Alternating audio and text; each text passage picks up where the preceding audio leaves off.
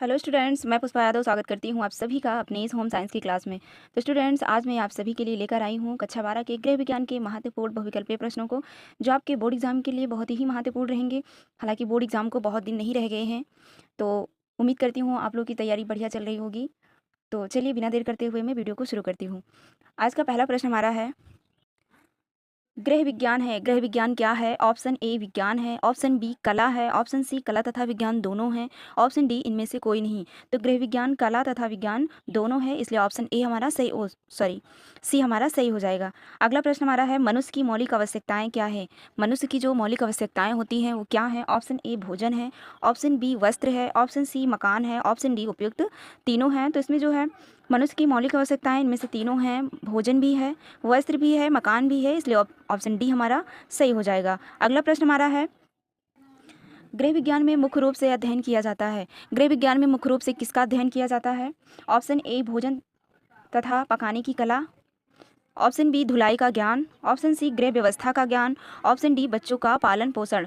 तो गृह विज्ञान में मुख्य रूप से जो है हम अध्ययन करते हैं तो गृह व्यवस्था का करते हैं, इसलिए ऑप्शन सी हमारा सही हो जाएगा। अगला प्रश्न हमारा है, गृह कार्य का मानवीय साधन है। गृह कार्य का मानवीय साधन क्या है? ऑप्शन ए शिक्षा है, ऑप्शन बी अभिरुचि है, ऑप्शन सी वाचनालय है, ऑप्शन डी परिवार की आय है।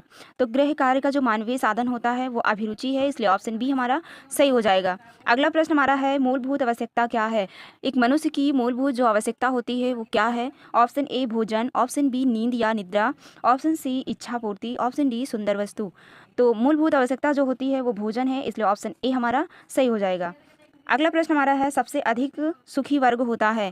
सबसे सुखी वर्ग कौन सा होता है? ऑप्शन ए अत्यधिक धनी वर्ग, ऑप्शन बी मध्य श्रेणी वर्ग, ऑप्शन सी श्रमिक वर्ग, ऑप्शन डी संतोषी वर्ग। तो सबसे अधिक जो सुखी वर्ग होता है वो संतोषी वर्ग होता है, इसलिए ऑप्शन डी हमारा सही हो जाएगा। अगला प्रश्न हमारा है, विश्व स्वास्थ्य संगठन जिसको WHO बोलते हैं, इसका फुल फॉर्म होता है वर्ल्ड हेल्थ ऑर्गेनाइजेशन, यानी कि विश्व स्वास्थ्य संगठन का प्रबंधन करता है। कौन करता है? ऑप्शन ए प्रशिक्षण का, ऑप्शन बी जनसाधारण की शिक्षा का, ऑप्शन सी माता और शिशुओं का, ऑप्शन डी निरोग व्यक्तियों का। तो विश्व स्वास्थ्य संगठन जो होता है ये किसका प्रबंधन करता है? तो माता और शिशुओं का करता है, इसलिए ऑप्शन सी हमारा सही हो जाएगा। अगला प्रश्न हमारा है, किसी कार्बनिक वस्तु के जलने से पैदा होती है। यदि कोई कार्बनिक वस्तु है वो जलती है तो उससे क्या पैदा होती है? Option A oxygen, option B carbon dioxide, option C hydrogen, option D उपयुक्त सभी। तो किसी कार्बनिक वस्तु के जलने से कार्बन डाइऑक्साइड पैदा होती है, इसलिए ऑप्शन बी हमारा सही हो जाएगा। अगला प्रश्न हमारा है, दूषित वायु के सेवन से रोग होता है। दूषित वायु के सेवन से कौन सा रोग होता है? Option A influenza, option B खुजली, ऑप्शन सी पेचिस, ऑप्शन डी तपेदिक। तो दूषित वायु के सेवन से तपेदिक नामक रोग होता है, इसलिए ऑप्शन डी हमारा सही हो जाएगा। अगला प्रश्न हमारा है, खसरा रोग के मुख्य कारण है। खसरा रोग के मुख्य कारण क्या है? ऑप्शन ए गले और नाक से स्राव उत्पन्न होना, ऑप्शन बी सिर दर्द व बुखार होना, ऑप्शन सी माथे व मुंह पर दाने निकलना जो शरीर पर फैलते हैं, ऑप्शन डी उपयुक्त सभी। तो खसरा रोग के ये सभी कारण हो सकते हैं, इसलिए ऑप्शन डी हमारा सही हो जाएगा। अगला प्रश्न हमारा है, निम्नलिखित में से एक रोग अब भारतवर्ष में नहीं पाया जाता। कौन सा रोग जो है भारत में नहीं पाया जाता है? ऑप्शन ए चेचक, option B influenza, option C कार्डिफेर, ऑप्शन डी डिप्थीरिया। तो भारत में कौन सा रोग नहीं पाया जाता है? तो डिप्थीरिया नहीं पाया जाता है, इसलिए ऑप्शन डी हमारा सही हो जाएगा। अगला प्रश्न हमारा है, वायु दूषित हो जाती है। वायु जो है दूषित हो जाती है किसके कारण? ऑप्शन ए श्वसन क्रिया से, ऑप्शन बी जैविक पदार्थ के विघटन से, ऑप्शन सी जलने की क्रिया से, ऑप्शन डी उपयुक्त सभी के द्वारा। तो इसमें ऑप्शन बी हमारा सही हो जाएगा, इसलिए ऑप्शन बी हमारा सही है। अगला प्रश्न हमारा है, तपेदिक एक संक्रामक रोग है, यह फैलता है किसके द्वारा फैलता है? ऑप्शन ए वायु द्वारा, ऑप्शन बी कीटों के द्वारा, ऑप्शन सी छूने से, ऑप्शन डी उपयुक्त में से कोई नहीं। तो तपेदिक जो होता है वायु के द्वारा, इसलिए ऑप्शन ए हमारा सही हो जाएगा। अगला प्रश्न हमारा है, जुखाम छींके खांसी तथा ज्वर से लक्षण हैं। जुखाम छींक खांसी तथा ज्वर के क्या लक्षण है? ऑप्शन ए चेचक, option B influenza, option C diphtheria, option D तपेदिक।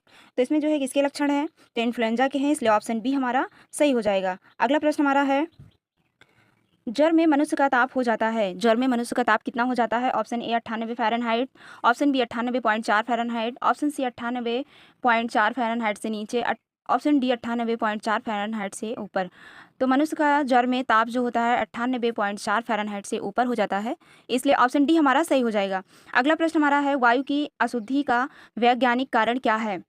ऑप्शन ए वायु में उपस्थित पदार्थों के अतिरिक्त रासायनिक पदार्थ, ऑप्शन बी वायु में उपस्थित भौतिक कारणों में परिवर्तन, ऑप्शन सी उपयुक्त दोनों, ऑप्शन डी उपयुक्त में से कोई नहीं।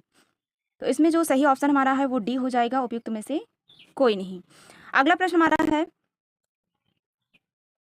निम्नलिखित में वायु द्वारा फैलने वाला रोग कौन सा है? इसमें जो है कौन सा रोग वायु के द्वारा फैलता है? ऑप्शन ए चेचक, ऑप्शन बी हैजा, option C diphtheria, option D पेचिस। तो इसमें जो है वायु के द्वारा फैलने वाला रोग जो होता है वो चेचक है, इसलिए ऑप्शन ए हमारा सही हो जाएगा। अगला प्रश्न हमारा है, चेचक का रोग होता है, चेचक नामक रोग जो होता है किसके द्वारा होता है?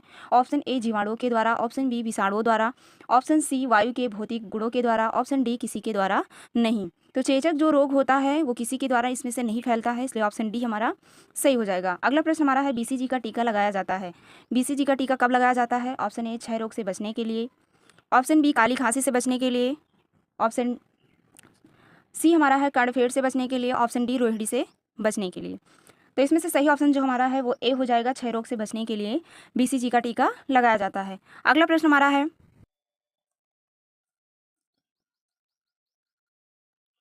किस अवस्था में विकास की गति जो होती है सर्वाधिक तेजी से होती है? ऑप्शन ए बाल्यावस्था, ऑप्शन बी किशोरावस्था, ऑप्शन सी प्रौढ़ावस्था, ऑप्शन डी वृद्धावस्था।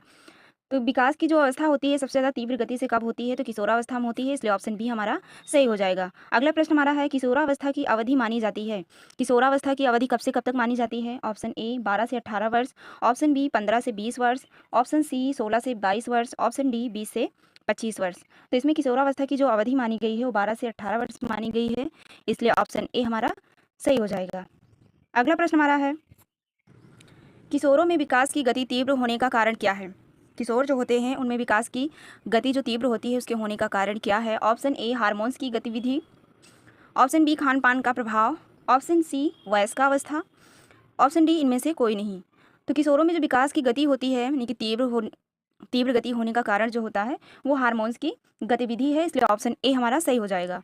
अगला प्रश्न हमारा है, अनिवार्य पोषक तत्व है, इनमें से जो है अनिवार्य पोषक तत्व क्या है? Option A protein, option B carbohydrate, option C वसा, ऑप्शन डी इनमें से सभी। तो अनिवार्य जो पोषक तत्व होते हैं इनमें से सभी हो जाएगा, प्रोटीन भी है, कार्बोहाइड्रेट भी है, वसा भी है, इसलिए ऑप्शन डी हमारा सही हो जाएगा। अगला प्रश्न हमारा है, सूक्ष्म पोषक तत्व हैं, इनमें से जो है सूक्ष्म पोषक तत्व कौन सा है? Option A iodine, option B लौह तत्व, option C calcium, option D इनमें से सभी। सूक्ष्म का मतलब होता है बहुत कम, तो सूक्ष्म पोषक तत्व इनमें से कौन कौन से हैं? तो इसमें से सभी हैं, आयोडीन भी है, लोह भी है और कैल्शियम भी है, इसलिए ऑप्शन डी हमारा सही हो जाएगा। अगला प्रश्न हमारा है, बृहद पोषक तत्व हैं, बृहद पोषक तत्व इसमें से कौन कौन से हैं? Option A carbohydrates, option B protein, option C वसा, ऑप्शन डी उपयुक्त सभी। तो बृहद पोषक तत्व इनमें से सभी हैं, कार्बोहाइड्रेट भी है, प्रोटीन भी है, वसा भी है, इसलिए ऑप्शन डी हमारा सही हो जाएगा। अगला प्रश्न हमारा है, स्वास्थ्य शारीरिक भावनात्मक और सामाजिक रूप से पूरी तरह अच्छा होने की स्थिति है, यह केवल रोगों अथवा अशक्तता के न होने की स्थिति है, यह परिभाषा किसकी है? यह एक परिभाषा दी गई है, इसमें कहा गया है कि स्वास्थ्य शारीरिक भावनात्मक और सामाजिक रूप से पूरी तरह अच्छा होने की स्थिति है, यह केवल रोगों अथवा अशक्तता के न होने की स्थिति है, यह परिभाषा किसकी है? ऑप्शन ए विश्व स्वास्थ्य संगठन की, ऑप्शन बी एंजल की, ऑप्शन सी ICMR की, ऑप्शन डी इनमें से कोई नहीं। तो इसमें जो है विश्व स्वास्थ्य संगठन की ये परिभाषा है, इसलिए ऑप्शन ए हमारा सही हो जाएगा। अगला प्रश्न हमारा है, संपूर्ण खाद्य पदार्थों को कितने वर्गों में विभाजित किया गया है? यानी कि संपूर्ण खाद्य वर्ग जो है उनको कितने भागों में बांटा गया है? Option A 2, option B 3, option C 5, option D 8। तो इसमें जो है 5 भागों में बांटा गया है खाद्य वर्गों को, इसलिए ऑप्शन सी हमारा सही हो जाएगा। अगला प्रश्न हमारा है, शाकाहारी आहार है, इनमें से जो है शाकाहारी आहार है, ऑप्शन ए खाद्यान्न, ऑप्शन बी सब्जियां, ऑप्शन सी फल, ऑप्शन डी उपयुक्त सभी।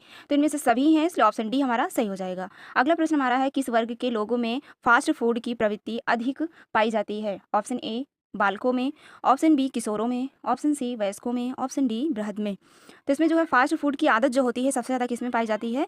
किशोरों में, इसलिए ऑप्शन बी हमारा सही हो जाएगा। अगला प्रश्न हमारा है, स्वास्थ्य जीवन शैली का प्रमुख आहार क्या है? स्वस्थ जीवन शैली का प्रमुख आहार क्या है? ऑप्शन ए स्वस्थ आहार पद्धति, option B dieting, option C fast food, option D अल्पाहार। तो इसमें से सही ऑप्शन जो हमारा है वो ए हो जाएगा, स्वस्थ आहार पद्धति।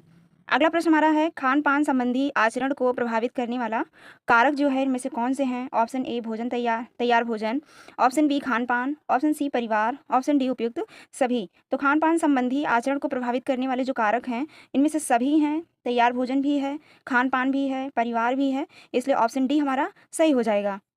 अगला प्रश्न हमारा है एनोरेक्सिया नर्वोसा नामक विकृति की वर्ग के लोगों में होती है।